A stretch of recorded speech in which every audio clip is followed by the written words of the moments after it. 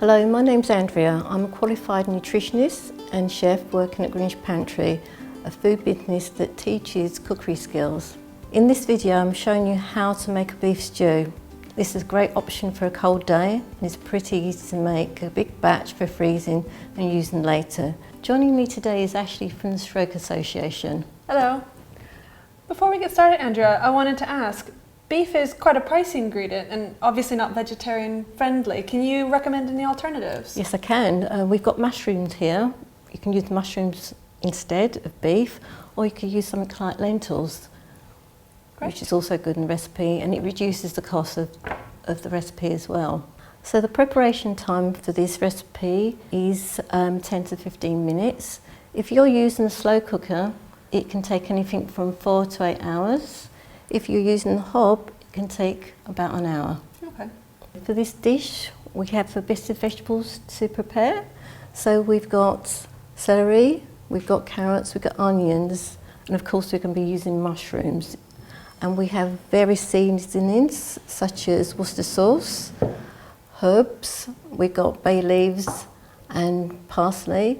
And to give it a little bit more flavour, we're going to be using stock cubes, but this one here isn't a low salt stock cube, so we're going to only use half of that. Okay. And a little bit of tomato puree as well. So the ingredients are listed in the video description below. I wanted to ask Andrea, you've got some oil there. Does it matter what kind of oil people use? Not really. You could use corn oil, you could use, as we've got vegetable oil, you could use sunflower oil. So the equipment we've got today are chopping boards. As you can see, we've got two different colours chopping boards here, our vegetable chopping board, our red chopping board for meat. We've also got our specialist chopping board for people that do find it hard to chop. We've also got our jug, various spoons, a peeler if we are going to peel any of our vegetables, and our frying pan and our slow cooker. Okay, Ashley, let's get chopping. Great. I'll just move this meat board out of the way. Okay. Can I ask you to do the onion? Of course. Now I'm going to use this chopping board, which is can be useful for people who have limited mobility in one arm. It will let you, using these spikes, hold the vegetables or whatever you're chopping in place while you're going. Just do be careful not to hurt yourself on those spikes. You just press it down on there. And then at the same time I've got this knife which lets you hold in more of a natural position for your wrist. It's just a little bit easier for some people. And then you can just chop like so. Brilliant. I'm going to top and tail these carrots. I haven't peeled them because they've been washed already. They've been washed thoroughly.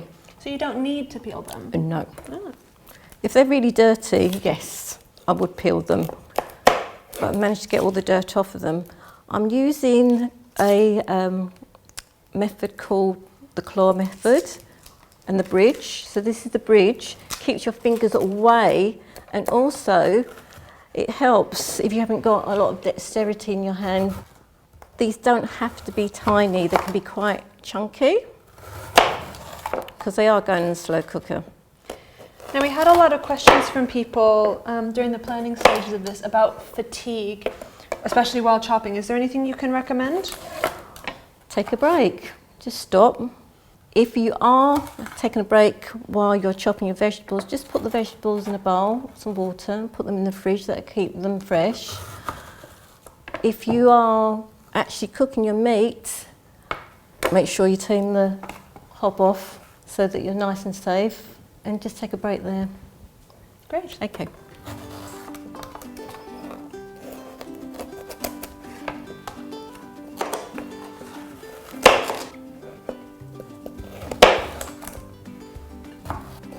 I've heard of another chopping method called the guillotine method. Could you walk me through using that? I can. It's easier if I have my carrots safe, it's not rolling around like this for the guillotine method. So I've cut that in half. I keep my fingers away from the knife and I go up and down with the knife. So it's not actually leaving the chopping board. Okay. Okay. But make sure you don't use a guillotine method if your food's rolling around, because it's not safe. Right. Okay? I was going to say, you can see that I'm doing this really slowly. Do it slowly. I've seen people try to copy the chefs off the telly where they're doing it really quickly. Slowly is safer. So Ashley, do you want to try and use a guillotine method on this celery? Oh, I can. I would start by top and tailing your celery, because I'm getting rid of the end bits. Okay. Because they don't look so nice. No. And then I leave the tip That's on right. the chopping board and just go straight down? Yep. If you feel that that's moving, what you could do is cut it in half. Oh, okay. So you're only working with half. That's right. You feel like you've got a little bit more control then? That's right. Well done. And to do this method, you do need a sharp knife, because if your knife is blunt, it's going to slip, and that's when you're going to end up cutting yourself.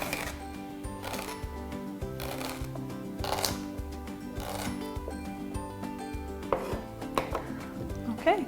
Well What done. next? Okay. So we're going to start to cook our vegetables. So can I ask you to pass me the measuring spoon? Yeah. And can I ask why a measuring spoon? We're measuring because it gives us an idea of how much oil we're using, because you may have had a stroke and you've been told to reduce your salt and your fat. If you just glug it into the frying pan, Which I do, I won't lie. you don't know how much you're using. By measuring, you can control how much oil you're using. Okay. So in this recipe, it's for 2 people. So I'm going to use about half a tablespoon of oil in this.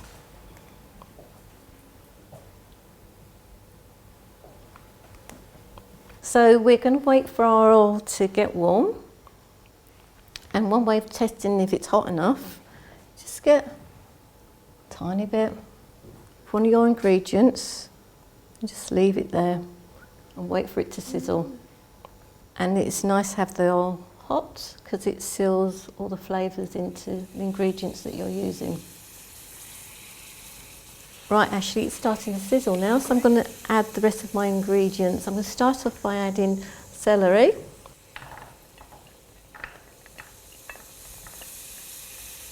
That I've previously cut. And the celery that you've lovingly cut a minute ago. The onion? Thank you.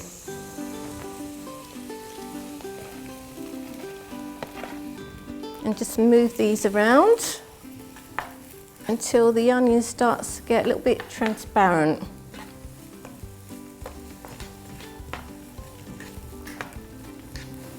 Okay, now we can add the carrots.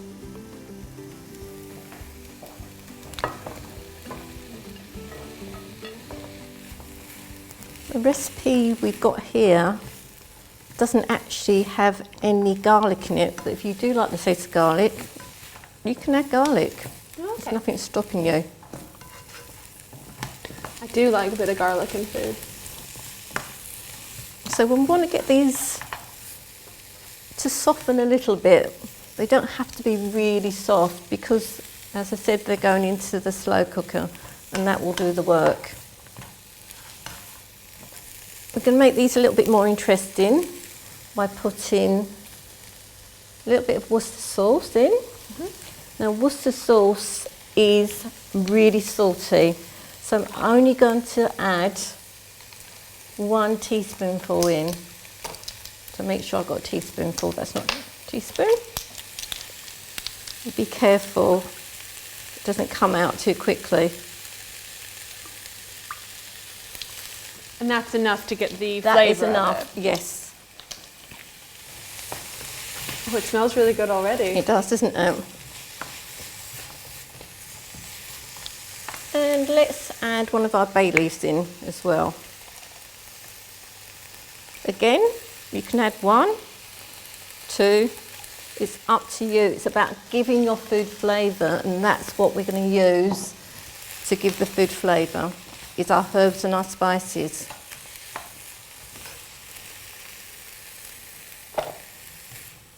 Now I'm putting it into the bowl because the pan's quite heavy, and if you have got limited mobility or you haven't got a lot of strength, this will be the easiest way to do it.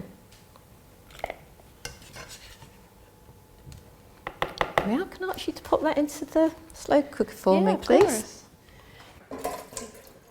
So I'm going to start preparing the mushrooms. Okay. And cutting those up.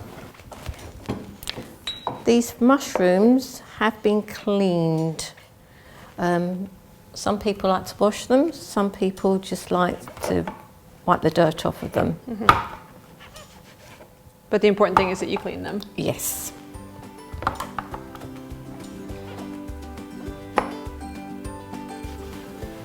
And again, it's about using your knife safely, keeping your fingers away from the knife while chopping. So I'm using lean meat here. And just like the vegetables, I'm going to test my oil to see if it's hot. So I'm going to just take a little bit of the meat. Oh yeah. Yeah, it's nice and hot. Put the rest in. Again, if you have got weak hands, just leave the bowl on the counter. Right. Just move the meat around so it doesn't burn. I want it to get nice and brown. We can add our mushrooms in as well. Okay. Right now? Yep, be great.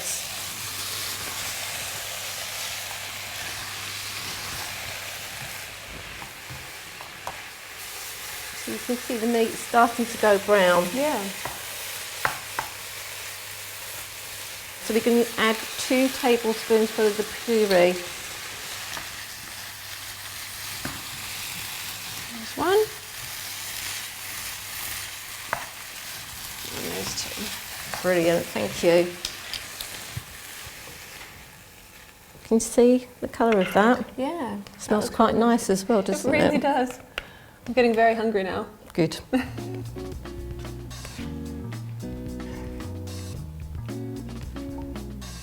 That's it, all done. So do you want to pop that into the slow cooker as well?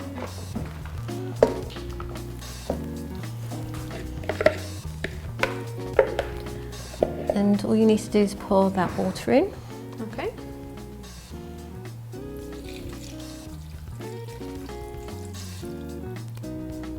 And as I mentioned before, these stock cubes we're using are not low salt, so we're only going to use half of one of these.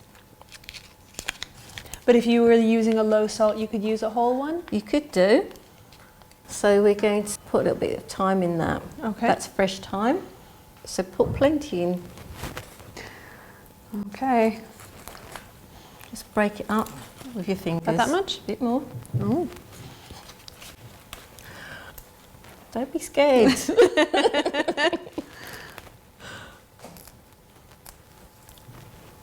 Okay. And just pop the lid on. Okay, that's all in. Now what? With this model, you just plug it in. Okay.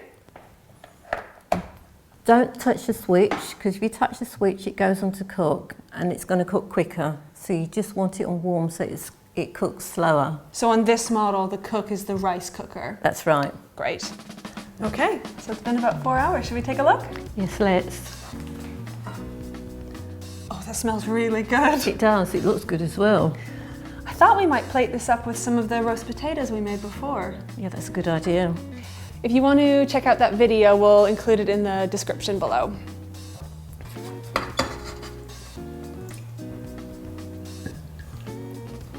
That looks nice. It does. Do you want to add the parsley?